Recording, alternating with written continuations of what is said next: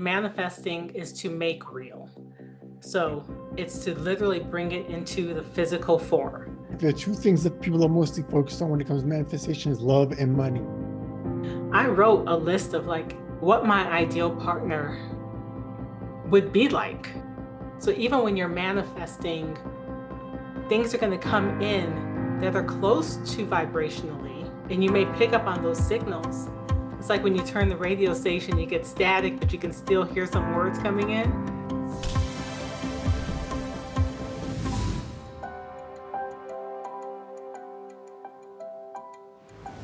This is Seeds of Awakening. I'm your host, Amani Channel. You know where you are. You know what it is. This is your home for higher frequency conversations for the open-minded, free-thinking types who like this kind of information. Help you change your mind or think about life a little differently. All right, so I have a question for you. You don't like to start with questions.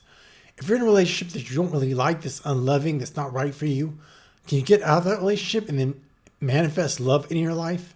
You might be thinking, yeah, I don't think so. What if you're born in a lower income situation like the projects, or you're born in poverty? Can you then manifest a successful life of maybe millions of dollars even? Well, maybe you're like, I don't think so. My next guest says yes, because that's exactly what she did, and she's going to share her story and tell you how she can help you do the same. Her name is Bernette Sherman. I'm going to bring her in just a second. But first, make sure to like, subscribe, hit that notification bell so that others can find this great content. All right, so let's bring Bernette Sherman in, who says, of course you can manifest a life of love and abundance and riches, because that's what she's done. She's going to share her story now. All right, so Bernette, you're back in action for part 2 here. Yes. Thank you so much. So the first session, we kind of talked about your love conference you kind of put together and told your whole story about how you were raised and that sort of thing. But there's also another side to you that focused on manifestation. You've manifested some success in your life. So let's start there. How did you get into manifestation, and what have you learned about the practice? You know, it's interesting. I've been manifesting, and all of us, I want to be clear, all of us are always manifesting. It's just whether we're consciously doing it or unconsciously doing it, and how consistently we're doing it. And I began manifesting, I think probably I was a teenager, but didn't know what I was doing then. So we're not going to count that, because that was definitely just accidental stumbling into it.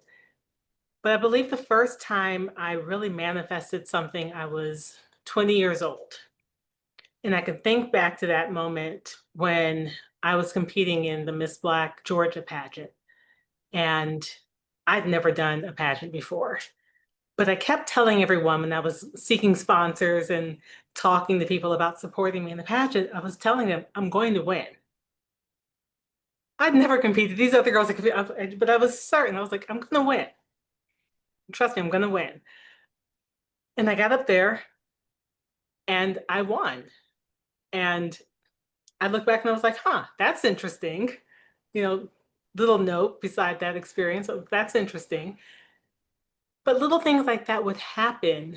And I didn't understand it. I didn't even know what the word manifestation was. So I'm curious, let's take it back to even when you were younger, when you're in your younger days. What other things were you manifesting, maybe not consciously, that you were kind of having the same effect? Do you remember anything that happened to you when you were younger? I mean, I had opportunities, right? And this is one of the lessons, I'll talk about later, and tips is we all have these opportunities that show up in our life, and whether or not we're aware of them. And I would say I had opportunities. Okay. But I was also a very hard worker. And one of the things I always believe is that you have to show up. And no matter what you're trying to manifest, you have to take some action. You have to. Otherwise, what are you doing? You're just putting your hand out, but you're not willing to walk forward. You're not willing to go to meet that opportunity where it is so that you can have it. When I was a junior, I tried triple jump in track and field for the first time. The end of my sophomore year, I tried it like 2 meets before the end. And I was like, wow, this is, I'm decent at this. In my junior year, I said, well, I wonder how far I can go with this. It's my first time doing it. seriously my junior year, and I got to states. And I placed in the top 10. And then my senior year, I was like, I'm going back. And I did, and I placed in the top 10 again. And I believe those kinds of things where, yes, you want something, you see it, you claim it, but then you actually have to do the work to make it happen. And it doesn't always have to be just effortless. And a lot of people, I think, get confused thinking manifestation is just this effortless sit back and let Think everything, positive and it's gonna reveal itself to me. It's gonna it's come, just going to money's gonna come fall off the in. sky and drop in my lap. And I won't say that that never happens, but don't rely on that. If that's, if that's your only means of manifestation, you're going to be spending a lot of time sitting around waiting. So how would you define manifestation in the first place? How would you explain that to someone? What is manifestation? For me, I believe manifesting is to make real. Okay. So it's to literally bring it into the physical form, out of the ethereal, mental, spiritual form into the physical. How we do that is we have to vibrate, we have to get our vibration aligned with what is what we want to bring into the physical form. Mhm. Now, how we do that, I think most people, that's where they get messed up. Right. How do you get yourself to be aligned with what you want and consistently? So after you won the beauty pageant, Mhm. how did you go on to other experiences and have other manifestations? How did you really learn about what you were doing? Well, I became Miss Black International after that. And then I got married. And I will say this, manifestation works in many ways. It's not always positive. My childhood experiences of being a fatherless daughter allowed me to manifest a spouse who gave me that continued experience of not being supported. And I manifested that. It wasn't a good manifestation. That's what I mean by it's not always intentional. I was not consciously manifesting a spouse who was not a good person or a good provider or a good husband. That was definitely not my intention, but it was what I was vibrationally aligned with. And even if I was vibrationally aligned with better things in other parts of my life, in that area, he's who I aligned with. And I stayed in that vibration for years. And when I started shifting out of it, tension came. And I eventually left that marriage and remarried to someone who I'm 20 years later, we're still married and still vibing together. But I also manifested that relationship because I'd learned a whole lot in the prior one about what I did and did not want and being very clear on that. And that's another thing about manifestation. I feel like the two things that people are mostly focused on when it comes to manifestation is love and money. So, how did you end up manifesting the right relationship when before you manifested the wrong relationship? How did you change, or what did you do differently the second time around? First time it was accidental. I'm walking down the street, he drives by, talks to me, right? And What's up, mama? What's up, hot mama?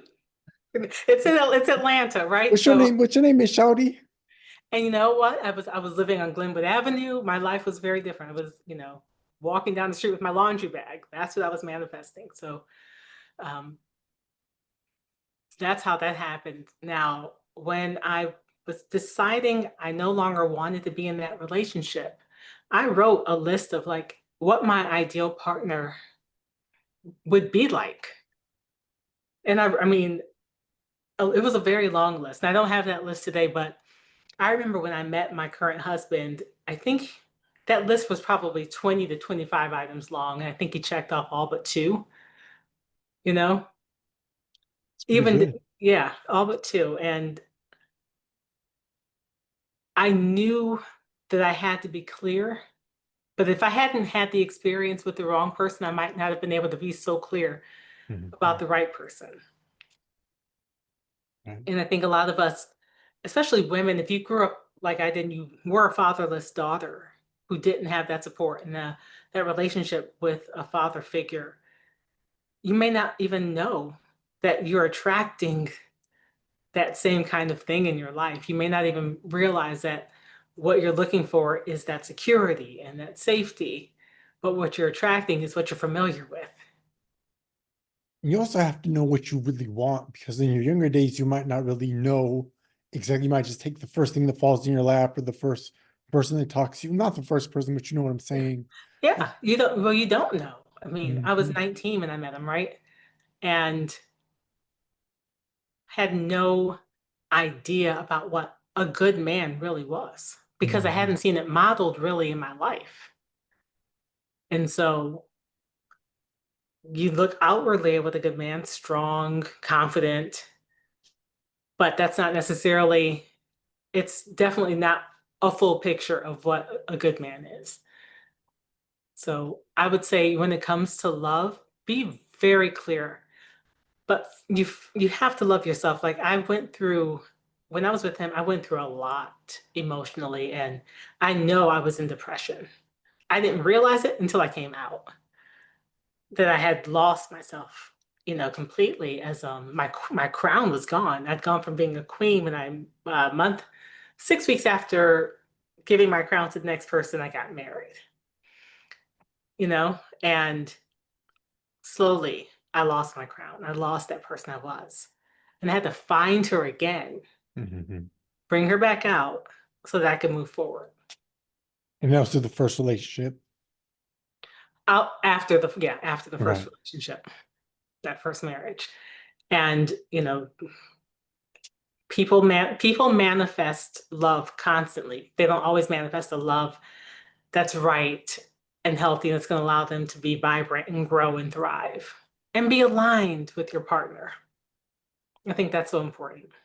I feel like the younger generation may have even more challenges because the social media and all the pressures and the Oh my BBLs and the gold goodness. digger culture. Like, it's so challenging. I mean, I can imagine what I would do if I was dating, like really trying to look for love. I don't know. I have a daughter. She'll be 20 at the time of this recording. When you see it, she'll be 23. Mhm. And that's when I got married. I got married at 23. I was so young. And I think, one, I'm glad she's not really dating anybody because it's so young. But two, when she talks about these people she's dating, the other thing is true. And this is probably controversial. So I'm not going to go into it deep. But the same way I was a fatherless daughter, dealing with feeling as if I could not trust a man to support me. And so I manifested that.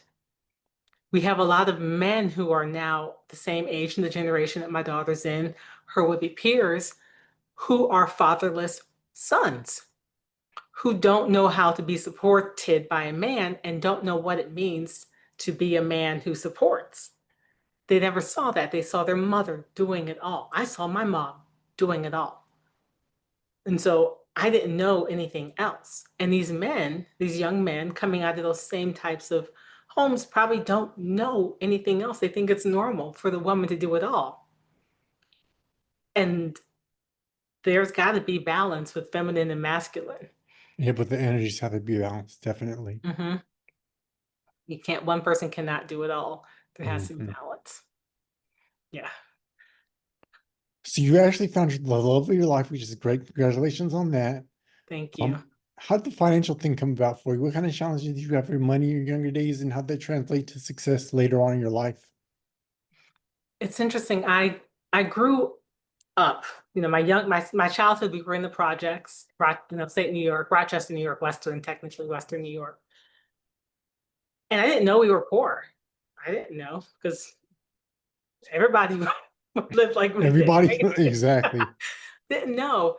But my mother, and I thank her so much for exposing us to worlds outside of the one we were growing up in. From the church we went to, which was very diverse, to the schools we went to. And then when we moved to Pittsburgh, that was the change. We moved to Pittsburgh and we moved to a school district which happened to be one of the top 10 public schools in the country. but also it's in the Millionaire Mind. He talks about different zip codes, the wealthiest zip codes, and it was one of those wealthiest zip codes at that time. And Mm. so we were surrounded by kids who had money, but they weren't stuck up. They weren't showy. They Mm. were coming to school sometimes wearing the same jeans they wore Tuesday as on Friday. They were very laid back. And I said, wow, rich isn't what you see on TV. They weren't pretentious. Yeah. And they used their money for what they wanted to, but not for showboat. And I could tell some of them went on vacations and they would go skiing. They were having experiences and living this life that I could see they were living. I wasn't experiencing it myself, but I was like, that's possible. And I think that was the key, seeing what was possible. Mhm. And if they could do that, why not me? Why not me? And I was about 16. My mom asked me if I don't know why she asked me this. She said, maybe the way I was acting, something like, do you think you'll be rich when you grow up? And I said something like, I want to be comfortable enough that I can have a maid. That was somebody to clean up, right? And she said, she just nodded or something. And I went on about my life. And even then I had other opportunities that I didn't take advantage of, and I think that's important too, that you have to listen. Not every opportunity is right for you. So even when you're manifesting, things are going to come in that are close to vibrationally, and you may pick up on those signals. It's like when you turn the radio station, you get static, but you can still hear some words coming in. It's like Mhm. you've picked up on the signal, but it's not clear. And some things are going to come in like that. You picked up the signal, but it's not really on target. And I remember at 16, I had this, I was singing with a band at a club downtown. And someone came in from Interscope Records and asked me to submit a demo. And I thought I wanted to be a singer, you know? But at that time, something made me not do it. Like I can hustle, I can get things done. But at that time, something made me not put it together, not get the help I needed to do that single. And I knew people who could have helped me, but I didn't. And even now, I'm kind of grateful. Part of me is like, wow, Bernette, you missed that chance. But at the same time, I'm like, I don't know if that's the life I would have wanted, Exactly. to be in that kind of spotlight. But getting on this path, when after I left the prior marriage, got married, I was also then starting to get into metaphysics and spirituality and learning about these other things, learning about my gifts as a medium and a spiritual communicator, and got into Reiki and all these other things. And I started healing. And that was before I think I could really manifest anything. I had to do a lot of healing. I had a lot of wounding from that prior marriage, from my upbringing and feeling unsupported. I had to do a lot of healing. And I started doing that. And I had to take ownership of my role. And a lot of people I know feel like they have to build wealth through, being an entrepreneur, or, starting their own business, hitting the lottery. Mhm. There's all these things. And in our whole household, we have a different experience. I am mostly what I call now an ama de casa. I love that term. I think it speaks much more What is it? beautifully. Ama de casa. It's a Spanish term. Oh, love of the house. Love of home, right? Love of Mhm. house. And my first job, my first job is as a homemaker and a wife and a mom. Mhm. Everything else I do is around that. So the coaching I do, the books I write, the music, I mean, like everything else. And I do a lot of other things, but it's always around that because my central goal is to keep the energy here vibrant, to support the people here so that everybody here can thrive. Because I know this, when when I am on top of that, money flows in. Mm. I and it started, I guess, around 2016, 2017. By that time, I'd done a lot of healing, but in 2017, I went through a dark moment where I was questioning whether I had any value, whether I needed to be alive, even like, what's my life worth? Couldn't see a good picture for it. And I was given these tools, which some of them I still use, and one of them tweaked now 8 years later. I'll be sharing in my money manifest money in a month lesson next month. But one of them I still use these tools, but they changed my life then. And I was like, wow, this is interesting. I started getting like book promotion deals and like asked to speak at things, and just things started happening. I was like, well, what happens if I use this to manifest some money into our house, right? Mhm. And we were invested in these different real estate deals and venture capitalist opportunities, and they did really well. So I was like, okay, this stuff works. This stuff works. My husband got promoted to leadership position. I'm like, okay, we're going to keep this going, right? And we just kept doing it, and it seemed lucky sometimes. And I was like, this is more than luck. It's not just coincidence. It's not just coincidence when you can keep your vibration at a certain level, you keep being able to track those things at that level. Do you feel like Even, you're in a flow? Like there's the flow state that I often hear about. Do you feel like you're in a flow state kind of when you were having all the success? yeah, you are in the flow. You are Mm. in the flow. And I will say it's not like I'm constantly in that flow, because it takes energy. It takes, you got to be very focused sometimes, and you got to be consistent. Like I do my meditation daily, morning and night. And throughout the day, if I think about it, I might repeat the affirmation. Especially if I'm actively trying to manifest something. I know a great example of that is, well, when we sold homes and property and got great returns, which boosted our net worth. And then even just last year, I wrote this silly song, which I'm now trying to have someone help me put it to some like real music. I wrote this silly manifestation song for money, and I started singing it around the house, and my family's laughing because I'm dancing and singing to this money song.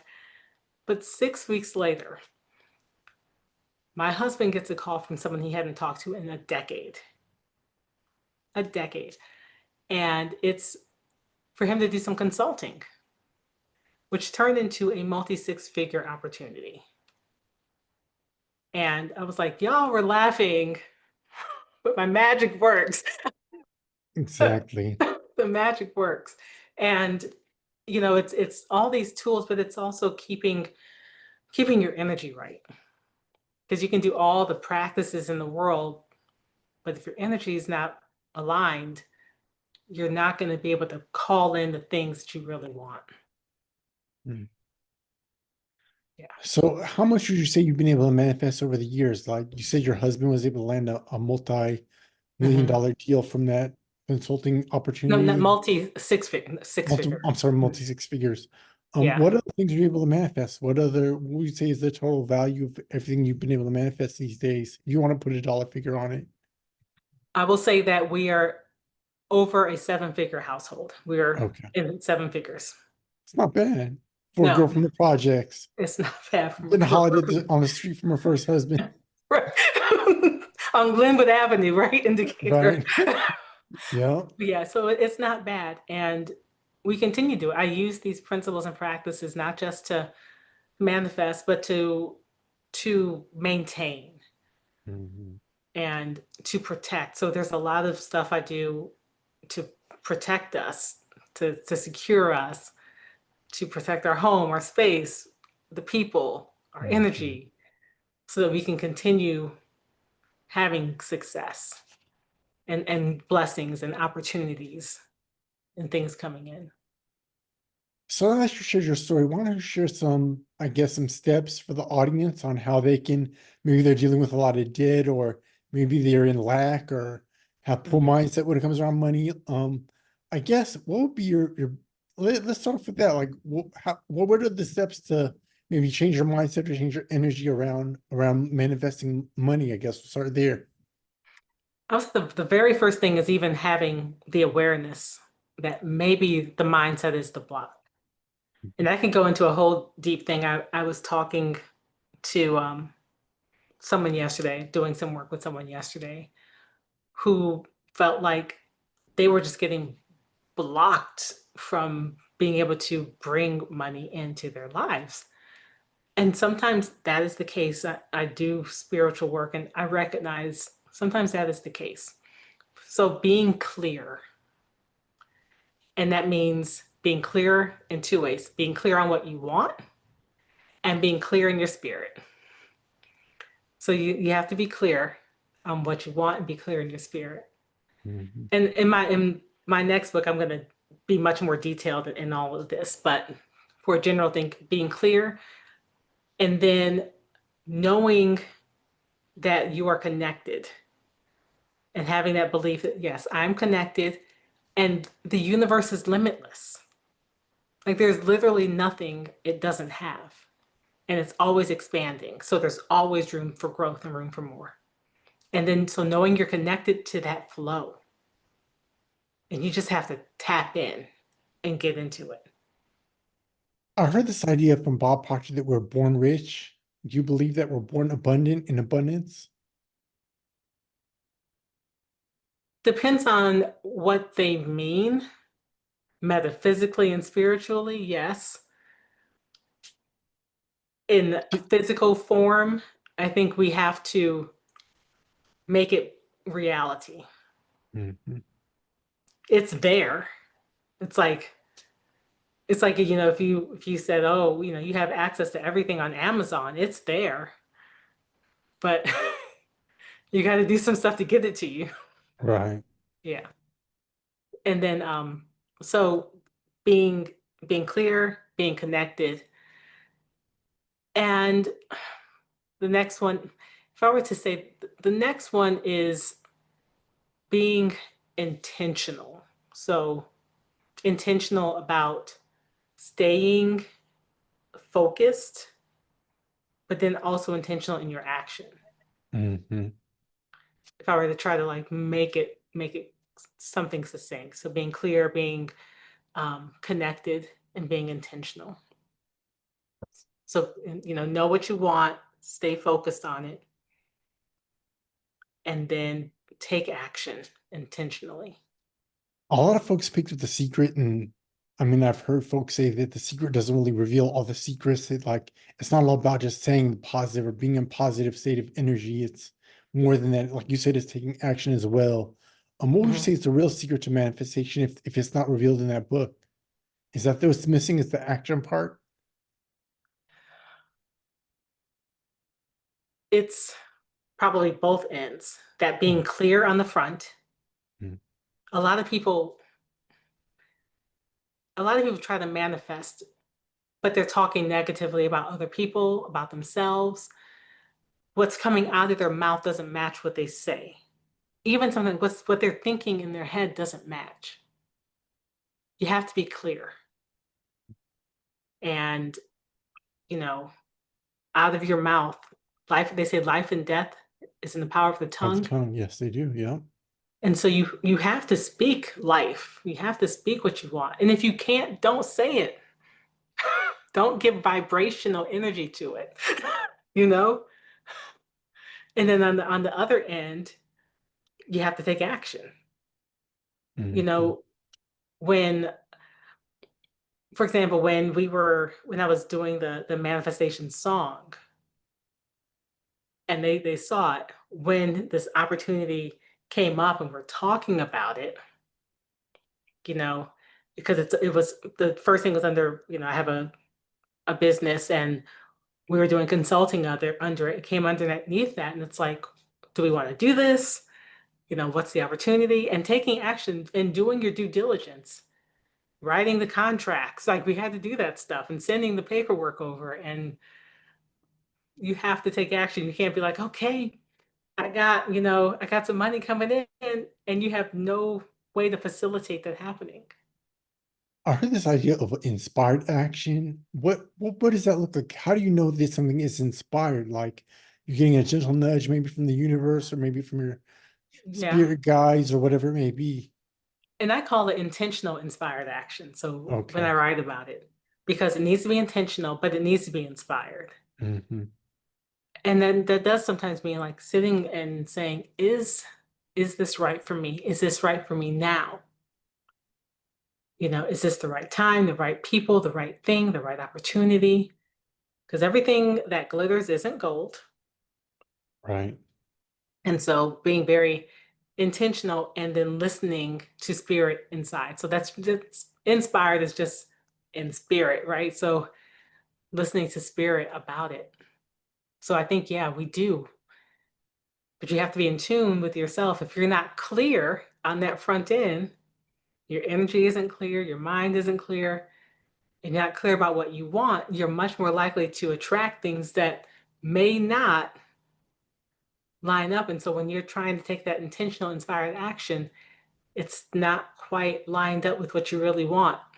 And so Mm. you may be intentional about the action, but the inspiration isn't quite right. I mean, that sort of gets into manifesting. Like you can often manifest things that you really don't want in your life, also, which is probably if you don't have a clear goal, that's sort of what it speaks to, I would assume. Yeah. Yeah. You can manifest things you don't want. Hmm. And they can look like what you want at that moment, but it may not be what you want. And it can sometimes happen like that if you are having a low vibe day, and we all have that. Somebody might walk into your life on that low vibe day, and it may feel because you're in that lower vibrational energy that day for whatever reason, that opportunity seems aligned. And so you act on it. Now you just had a little dip, something, you woke up on the wrong side of the bed. I don't know, you had a bad dream. You woke up on the wrong side of the bed, somebody walked into your life, and suddenly you're off course. So you do have to be very intentional and give yourself time to rest, to pause, to think on these things Hmm. that you really want. I have one more question. What part does affirmations play in this whole manifestation game? I How important believe, are affirmations? what's the point of them? How I think it's to keep our, yeah, oh, go ahead. I'm sorry. how important are they? How important? It depends on how much you can focus. Like if you can keep a visual picture of what you want without an affirmation, you don't need an affirmation. I think affirmations can help focus your attention and intention.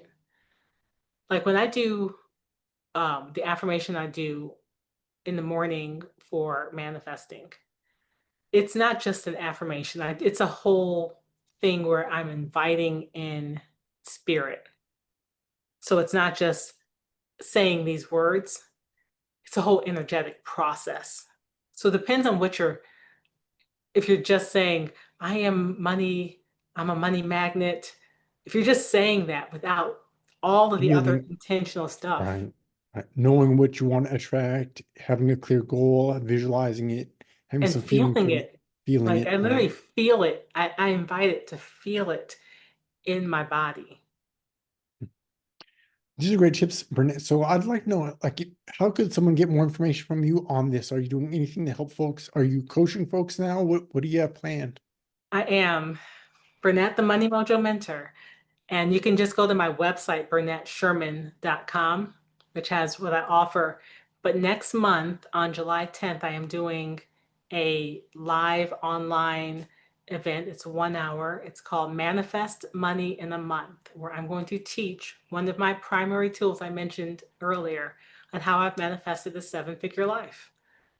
And if people want to participate in the money activation sequence after that, that's also available, but it's a free 1 hour lesson where I will show you and teach you how I do it, that my main tool. And if you want the money activation sequence afterwards, people can sign up for that as well.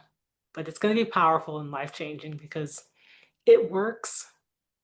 And I'm a healer and a spiritual worker. So I put all of this together for money now. So I've done a lot of different iterations of things that I've used it. But right now I feel like people are hurting financially and money is a very big issue. And if we can help people get their money right, that impacts everything else in your life. So much stress can be taken off of your family. It's the number one reason why there are divorces, Mhm. you know? So your love life might improve if you're not stressed over money. Your health Right. improves if you can take care of yourself. Yeah, you're not worried about your rent, your mortgage, your car notes and student loans. Like there's all these Cell other phone bills, yeah, subscriptions, and all these adds subscriptions. Like how many subscriptions crazy. can there be? Yep. Yeah, so that's what I really want to do is just help people manifest more money and then have the skills. The other part of what I do is having the skills to then do basic financial money skills. So how to save, budget, pay down debt, Yep. and build a future. That's important. So Yeah. real quick, before we close, why don't you share the website again where people can register? It's BernetteSherman.com is my website. This event is listed on Eventbrite. So if you search for Manifest Money in a Month and you put my name next to it, it should come up July 10th, but it's also on my website, Bernette Sherman, BernetteSherman.com. Bernette, I want to thank you so much for sharing these insights with us. I think it's really timely, and good luck with your event. I think I might even attend. Thank you so much, Amani. Thank you for having me back. I've enjoyed this and love talking about this stuff. I think it's so important. Oh, you're welcome. We'll do it again soon.